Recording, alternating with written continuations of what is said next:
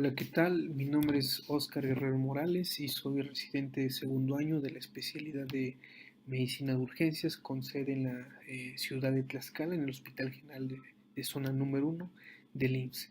Y a continuación vamos a platicar un poco sobre el tema de endocarditis infecciosa.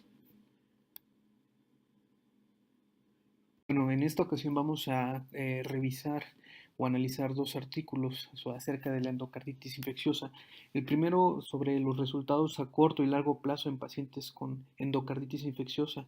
Se trata de una revisión sistemática y un metaanálisis.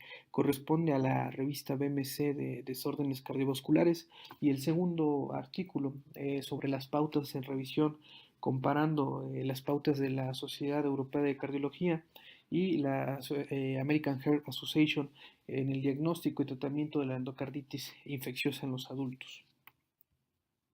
Un estudio en 2010 llamado Global Burden of Disease menciona que la incidencia de endocarditis infecciosa oscilaba entre 1.5 y 11.6 casos por cada 100.000 personas y la proporción media de pacientes que se sometían a cirugía valvular fue de 32.4 y 18.8 respectivamente. El riesgo de mortalidad promedio fue de 21.1.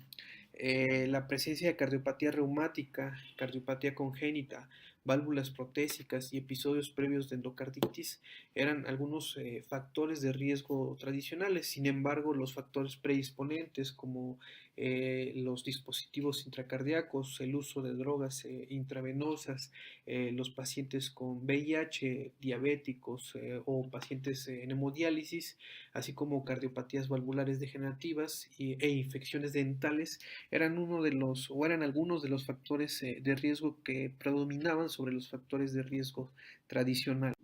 Los métodos que se utilizaron para este estudio fue hacer una búsqueda sistemática en las literaturas por computadora, en las páginas de PubMed, Scopes, desde el año 2000 hasta el año 2016.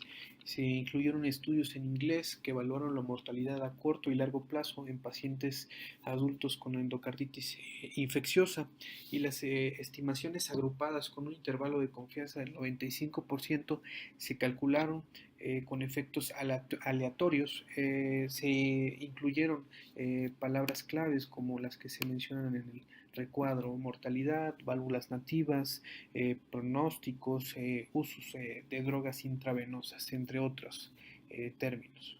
Finalmente se identificaron un total de 4.466 artículos de las tres bases PubMed, que correspondía a un total de 3.334, Scopes de 378 y de Google 754, de los cuales 51 se consideraron elegibles. Sin embargo, para la revisión de texto se escogieron finalmente 25 artículos para la revisión sistemática y el metaanálisis. La sospecha clínica de endocarditis a menudo se retrasa porque los síntomas clínicos tempranos no se evalúan adecuadamente y se presenta como una enfermedad subaguda con síntomas como fiebre y malestar que no corresponden a una enfermedad grave.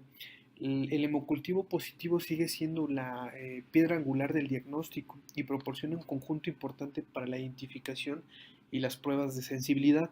Eh, el retraso en la terapia con antibióticos o peor aún la indicación de antibióticos inapropiados en los casos sospechosos de endocarditis tienen efectos negativos en los resultados clínicos en la fase aguda.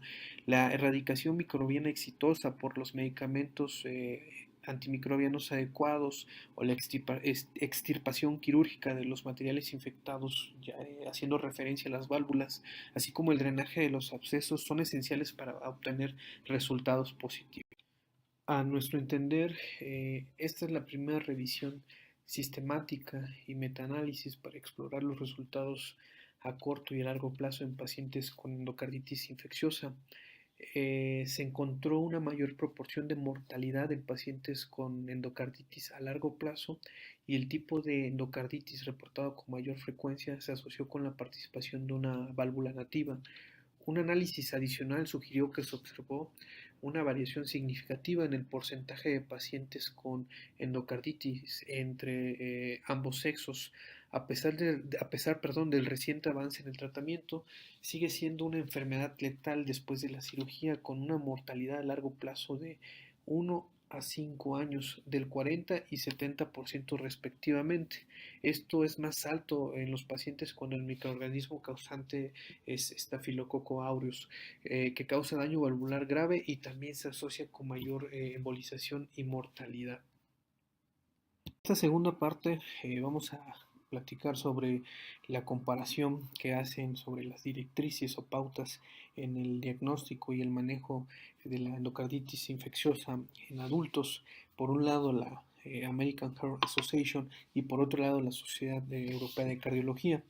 Al diagnóstico que se cita o que se menciona en este artículo, la clasificación de Duke se basa principalmente en los resultados de hemocultivos y ecocardiografía transtorácica o transesofágica, porque el hemocultivo positivo y la ecocardiografía se definen como los dos criterios principales para el diagnóstico de endocarditis infecciosa. Las recomendaciones estadounidenses como las europeas reconocen que aunque la clasificación de Duke se ha validado ampliamente, tiene limitaciones en la práctica clínica y esto no debe reemplazar el juicio clínico. En particular, el diagnóstico de endocarditis es un poquito más complicado en pacientes con válvulas protésicas o dispositivos intracardíacos. Por eso, hacer un diagnóstico precoz es fundamental en el pronóstico y resultado positivo de estos pacientes. Y bueno, como lo hice en esta diapositiva, la terapia antimicrobiana, estas dos asociaciones concuerdan que debe ser dirigida con los organismos aislados en los homocultivos. Eh, la duración de la terapia debe calcularse a partir del primer día de hemocultivos y con respecto a la terapia antibiótica empírica, para los pacientes con sospecha que se presenten con síntomas agudos, la terapia empírica no siempre es necesaria y puede aplazarse hasta que se disponga de los resultados del hemocultivo, especialmente porque el diagnóstico microbiológico puede ser un primer paso crítico para planificar la estrategia de tratamiento. La elección de la terapia empírica debe tomar en consideración los patógenos más probables. En general, la terapia debe cubrir los estafilococos, meticilino susceptibles y resistentes, estreptococos y enterococos. Los regímenes de tratamiento específicos de los organismos deben irse tratando específicamente. Y bueno, para finalizar este tema de endocarditis, vamos a hablar sobre las recomendaciones que nos hace UpToDate sobre esta patología. Todo paciente con diagnóstico de endocarditis debe recibir atención multidisciplinaria.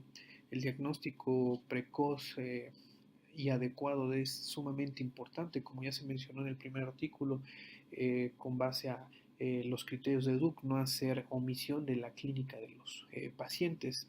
La terapia antimicrobiana individualizada de acuerdo a los agentes encontrados es sumamente importante, sin olvidar que también hay algunas indicaciones para terapias profilácticas. En general es un tema sumamente amplio y apasionante la endocarditis infecciosa. Espero que esta presentación haya aportado un poco a explicar sobre puntos relevantes de la endocarditis infecciosa. Gracias.